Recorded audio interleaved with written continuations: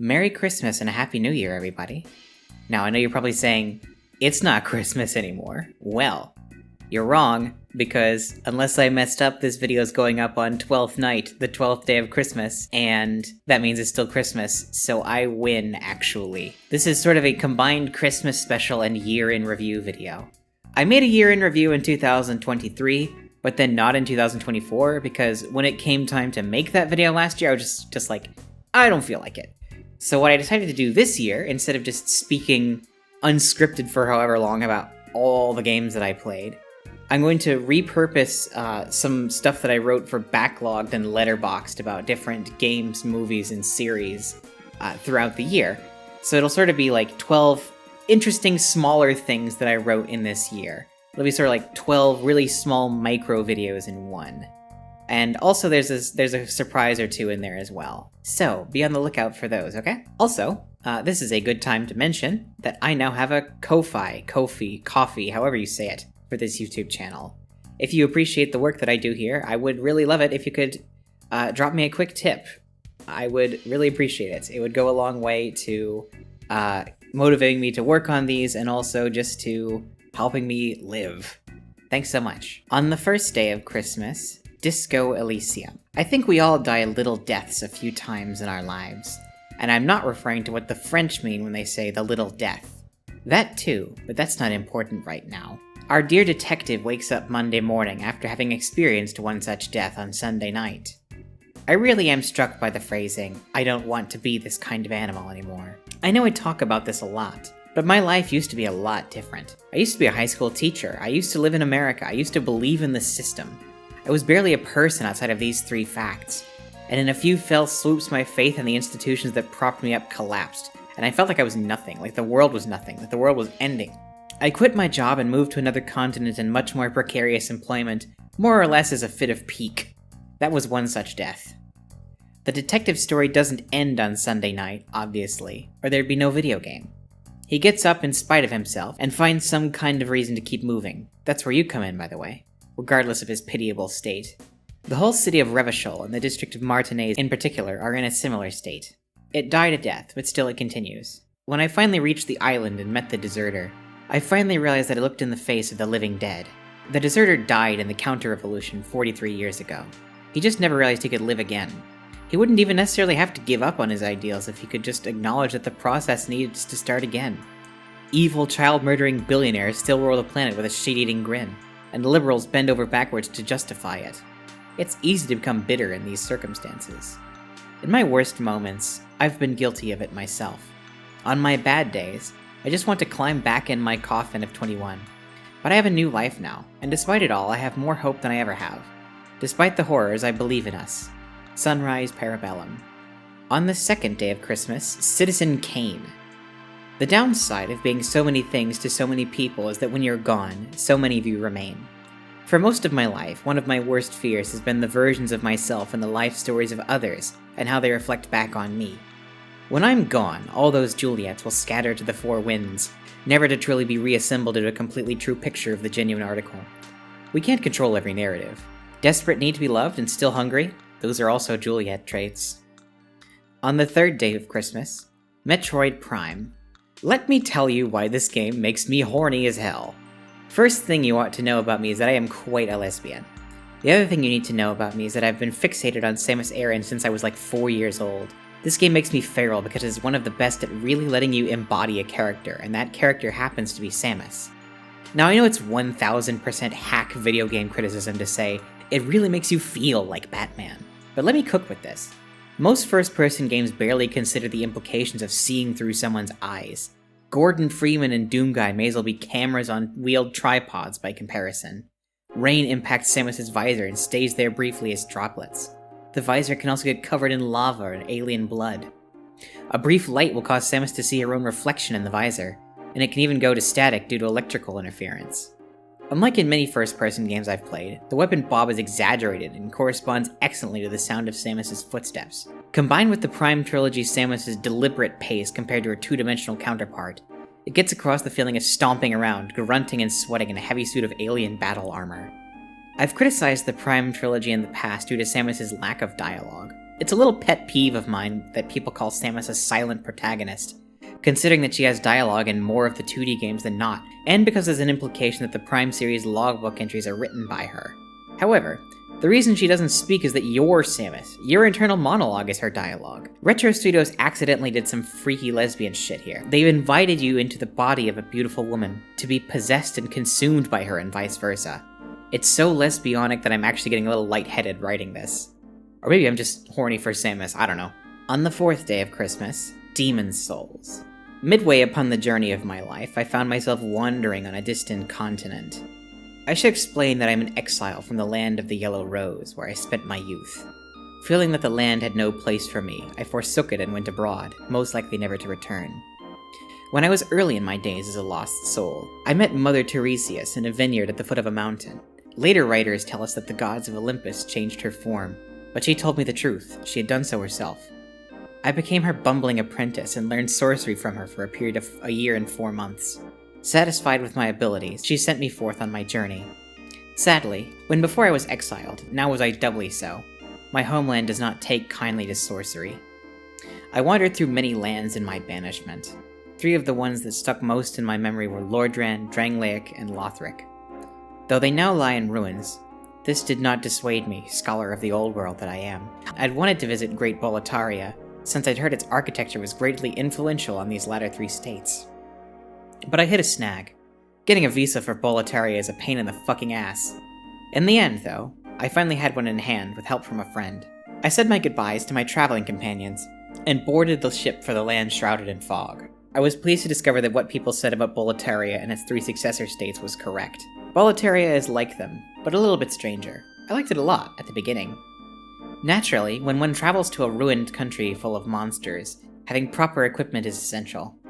I came in the garb and armaments of a magician, no different than my mentor, Mother Tiresias. I was not expecting to be slain so early in my journey, nor to be trapped in a cruel nexus. Reduced to a phantom. Years of diligent magical study to attain the form I desired, and now my corpse was rotting and I was a spirit. The fact that I was trapped in the company of a beautiful maiden did lighten my spirit at least somewhat. She told me that I could have my body again if I saved the land of Boletaria. And I agreed without thinking, partly out of desperation for my body, partly out of desperation for her. In my travels, I found that the situation in Boletaria was even more cut and dry than it was in Lordran or Lothric. Everyone acknowledged that the kingdom's downfall was the fault of the king himself, who gave himself to the demons in thoughtless ambition. Luckily for me, nothing stops a phantom from wielding swords and spells, so I cut a swath across the kingdom, my hand forced by both the maiden and the king. Most cruel of all was the gaining and losing of my body. Each time I slew a particularly terrible demon, I found that some force restored my corpus to me. However, each time I was slain again and returned to the Nexus as a shade, it was counted as a sin against me. In Boletaria, just like in the Land of the Yellow Rose, the weakest among us are held to account for failures that are not their own. Rather than suffer this indignation, I took to purposely losing my body in the Nexus, where the prying eyes of the church were too busy in fruitless prayer to notice. I felt quite confident of my actions until I reached a swamp not unlike the one deep below Lordran. Here the archdemon was a young woman who claimed to just want to be left alone. I was so taken aback that her night struck me down when I wasn't looking. When my apparition awakened in the Nexus, I asked the maiden if this woman was truly an archdemon. She said nothing but nodded. I paced around in circles in the Nexus for a long time. I knew I needed to restore my body, but I had no desire to kill a defenseless woman. I thought that if I bested her knight in combat, she might willingly give me the Archstone to spare herself. I decided to try, lacking any better ideas. I snuck up on her chivalric defender, and being bound to no such code, I set him alight with magic from a distance that made retaliation impossible. I stepped over his charred husk to speak to her, but found that she had taken her own life. I took the Archstone and left. I did not speak again for a while. All that was left was a regicide. I clambered up to the apex of the castle, where the king waited. Resolving not to repeat my error in the swamps below, I stood openly before him and unsheathed my sword in challenge. We stood motionless for a moment. King Allant made the first move. I saw his lunge coming, and my curved sword found purchase on his throat. His blood spilled across the audience chamber. This was not the true king, but only an image of him before he ruined his own land. The tyrant had the gall to call me greedy for souls, when his greed had ruined a whole land. I wept for Boletaria. So much like my lost home, a once beautiful land ruined by power-mad men and their sycophants. All that was left to go with the maiden to quiet the old one. Once more, I encountered King Alant, now his true self, a pathetic sluggish thing that crawled across the floor. He cursed the world as wicked, begged me to take command of the old one to destroy it. What a fucking liar. Boletaria was not ruined by some nebulous malaise, it was ruined by the greed and ambition of its ruling class. I ignored his offer and torched his hideous form. Garl Vinland deserved a fair fight more than the king ever did. My task completed, the maiden restored my body, and permanently this time. I almost offered to stay in Boletaria, but she told me that she and the old one would sleep for another epoch. Though I loved her, I relented.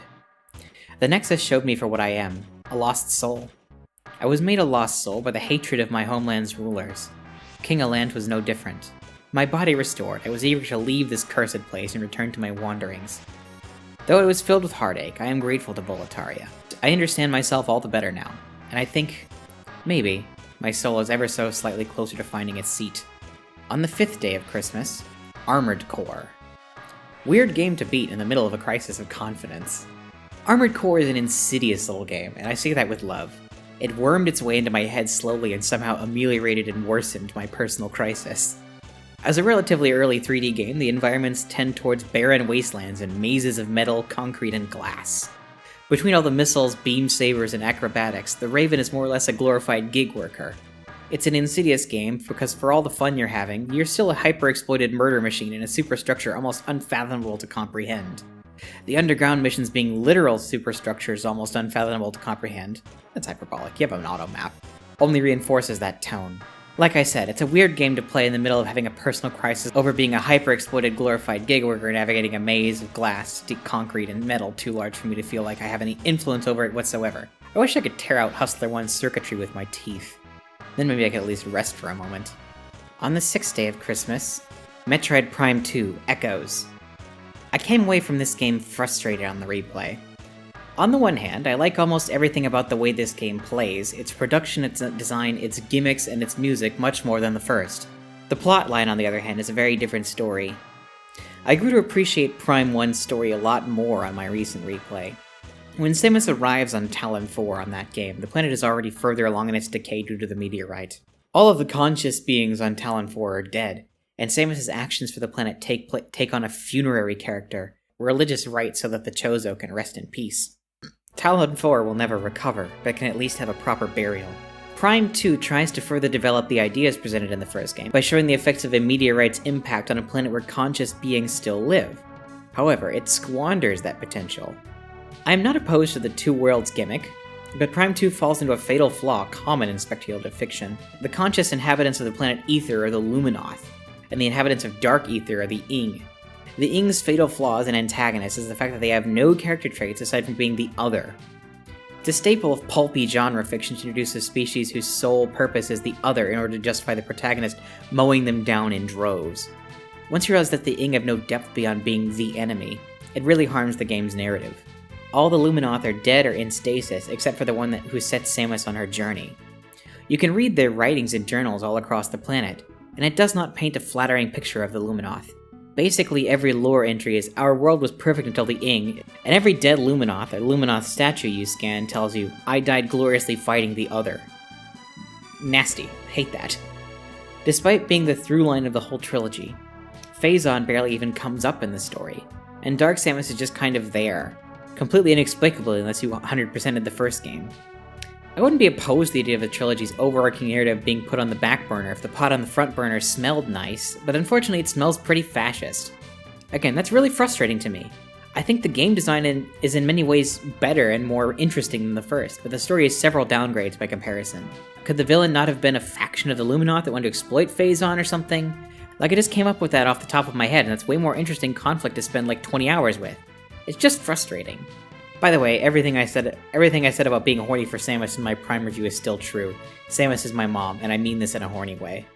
On the 7th day of Christmas, 2025 releases. This is the one unscripted part of this video. I'm doing this because I feel like I should talk about the new releases that I played in 2025. I think those games deserve the credit, but I didn't really play that many of them, so this won't take long. The first one up is Hades 2, which I did not really like that much. I liked Hades when I first played it, but I think that was just because it was during the pandemic and I was like horribly depressed. But in retrospect, its charm kind of wore off for me. And I was hoping that Hades 2 would kind of bring it around again by, I thought the setup was more interesting. I thought the protagonist was cool. But then, like, the character in the trailers for that game is completely different from the character in the game. Because, like, in the trailer, she's, like, scary. She's, like, intimidating. And in the game, she's just kind of, like, the same, like, quirky, nice girl that Zagreus was, but not. And everyone's just overly nice to you, even the villains. And it's just, like, I don't know. It just feels like there's no stakes to it, especially because, like, it makes you do it 100,000 times. And, like, none of the dialogue is that interesting between each run. It's, I don't know. The writing just did not do it for me at all. Like, if they'd actually committed to making Millennium, like, scary, that would have been cool. I think that would have, like, really motivated me to keep going if I was just invested in the character at all, but she just, like, sits in her room and is like, remember what they took from you about her fucking birth family, which, like, babe, you left when they were a fucking baby, and you have a mom already. Why are you so obsessed with your birth family? It's weird. I don't know. I didn't like it that much. I'm sorry. The gameplay is fine. It's alright. But, like, if they had a mode where you could just, like, turn off all the dialogue and make all the selections from a menu instead of running around the fucking forest beforehand, I would probably play the shit out of that. But as it stands, I don't feel like putting any more time into it to see the real ending. Next up, we have Eartheon, which is a fucking Genesis game, of all things. I liked this game a lot. I actually finished it. It's got great music. I mean, it's fucking Yuzo Koshiro doing the music, and like, it's sort of captured a sort of lost concept in game design, in that, like, now we're not really wowed by what games look like anymore. Like, we sort of plateaued on what games can look like, right? So you don't really see any visual in a game anymore, and you think, like, wow, how do they do that? But, like, with this game, some of the stuff in it, I'm like, I did not know that you could do that on the Genesis, and it's cool. I don't know. It sort of gets back into this older sort of feeling, like when developments in computer graphics were new and exciting. Before Nvidia just pivoted to being a fucking scam company. Game's just really nice. If you like shmups, you should probably play this one. It's great. Then, next up is Psycho, Giantess Dating Sim. This game is a lot of fun if you're into it, and it would also, I don't actually know, because I don't have perspective to say this, but I feel like you could probably still enjoy it even if you're not into it, per se. But I think the music is great. I should look into getting the soundtrack, because it'd be a nice, like, lo-fi thing to put on the background, like an intermission segment in a video or something.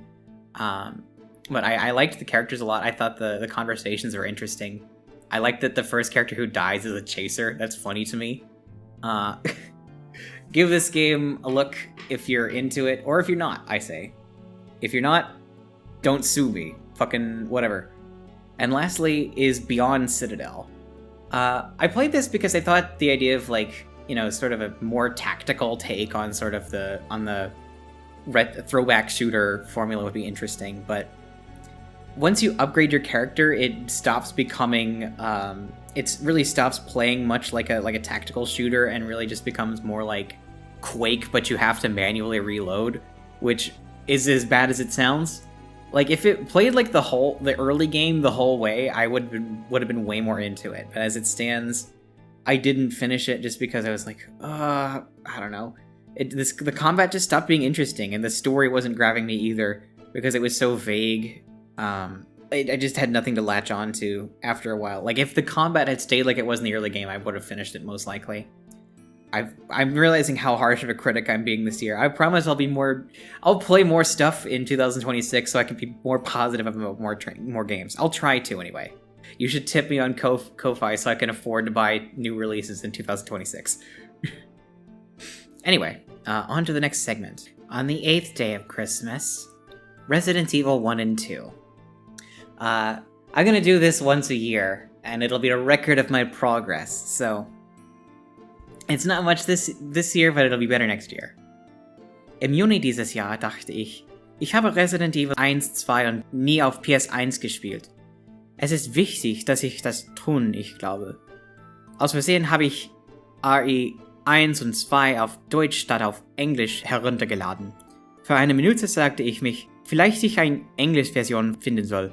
Aber dann, mein Deutsch ist gut genug für das. Glücklich hatte ich recht. Wenn Sie die PS1-Versionen noch nicht gespielt haben, macht das. Ich liebe die Remakes von 1 bis 3, die sind auch gute Spiele, aber sie sind grundsätzlich anders als Originalen. Jetzt kann ich dich hören. Du sagst, aber Juliette, ich will nicht Tank Controls lernen. Fresse! Es macht Spaß, einen neuen Control-Stil zu lernen, wenn man ehrlich versucht. Ich hatte viele frühe Herausforderungen, vertraut mich, aber bei der Ende des Resident Evil 1, ich war mit meinen Tankfähigkeiten sehr zuversichtlich. Glaube, dass am Ende ich spiele lieber die PS1-Trilogie als die Remakes. Werde endlich 3 im neuen Jahr spielen. Also watch this space. On the 9th day of Christmas, Metroid Prime 3. I neglected talking about this game when I was arguing that Samus is trans in my 2 YouTube videos about the Metroid series, but I think it's one of the most compelling arguments for it. The most compelling part of this game's story is the body horror element. It's not David Cronenberg or Screaming Mad George, but a more realistic kind, where the body slowly goes against you until you no longer recognize yourself. In this way, we can understand cancer, old age, phase-on corruption, or a forced incorrect puberty as forms of body horror. Samus gradually becomes more corrupted over the course of the game, resembling her classic design less and less and becoming more garish and reminiscent of Dark Samus. We also get a less flattering view of her body than we usually do. In this game, she pukes on screen, and there are several cutaways to a phase-on tumor growing inside her. More or less, I'm arguing this game is a tale of this is what happens when you lose access to your hormones for a couple months. It sucks! Not a good time! P.S. I am still mad horny for Samus, that is not going to change. I'm never retiring this running bit, fuck you. On the 10th day of Christmas, Witchfinder General. A stark depiction of the rotten seeds that germinated into the modern world. As feudalism gave way to the beginnings of capitalism, England was gripped by its religious revivalism at the same time as its civil war. One of the primary groups of victims, as they always are in capitalism and religious revivalism, were women. This movie will not let you forget it. It also won't let you forget that capitalism and fanaticism are not opposed but hand in glove. Those two forces, capitalism and fanatical Christianity, crossed the Atlantic and became the tobacco planters of Virginia and the witch-burning Bible thumpers of Massachusetts. We aren't as different from them as we like to pretend. The Americans and the British like to throw stones at each other, forgetting that we both live in glass houses. Casting the American Vincent Price as England's most famous witch hunter was perhaps a smarter casting decision than anyone realized at the time. On the 11th day of Christmas, Dark Souls 2. Sometimes it's good for things to end. Letting the Age of Fire continue, becoming king, are acts of monumental hubris, and ones that are hard to avoid being tempted by. Indeed, before later updates in the Scholar of the First Sin edition, it was impossible to not take the throne unless you just never wanted to finish the game. We are molded by our material circumstances to be ambitious and self-centered. We must all deprogram ourselves from that zero-sum logic. At the same time, we shrink from the unknown, even as we are aware that the present sucks omega-level shit. I wonder if, at the end of the day, the initial backlash against Dark Souls 2 was the fact that it's so negative on ambition, on ego, and so many capital G gamers play games like this in order to stroke their ego. At the end of the day, endless ambition, hunger for more, rots your soul. You'll lose everything that makes you a person, till all you are is a mindless thing crawling over the backs of others. That's what going hollow really is. On the 12th day of Christmas, Mobile Suit Gundam 0080, War in the Pocket. Mobile Suit Gundam 0080 is Sunrise's giant middle finger to the WoW cool robot crowd.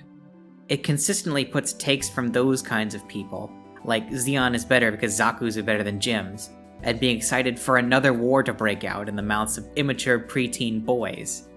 I really dislike when people post about how they wish Gundam didn't have teenage protagonists. They're really missing the point. The overall tragedy of the Universal Century is the fact that the young can't reach escape velocity and get out of the gravity well of their elders' conflicts. In 0079, Char and Amuro start out as those young, and by Char's counterattack they themselves have become those very elder gravity wells. 0080 puts this fact in even starker light by focusing on an even younger central character, and making everyone's deaths completely pointless. Birdie didn't die to save the people of Rhea, he just fucking died. Most people who find themselves in a war do. We may think of mecha as toys. I literally have a Gundam Alex Gunpla on my windowsill next to me as I write this. But the best mecha stories are ones cognizant of what they represent. Human will and resources made manifest as killing machines. What end they serve matters. I hope you had a Merry Christmas and a Happy New Year. So, that's all I've got for you today. I have a lot of really cool stuff planned for next year, so fingers crossed that I don't fuck up and I get it all in like I want to. And one last reminder that I have set up that Ko-Fi if you want to toss a tip my way. I'd really appreciate it. I will see you either later this month or next month for a new video. Look out for that. It's going to be very fun. I'm very proud of this one. Ciao! Oh, wait, I almost forgot. Video games are for women, by the way.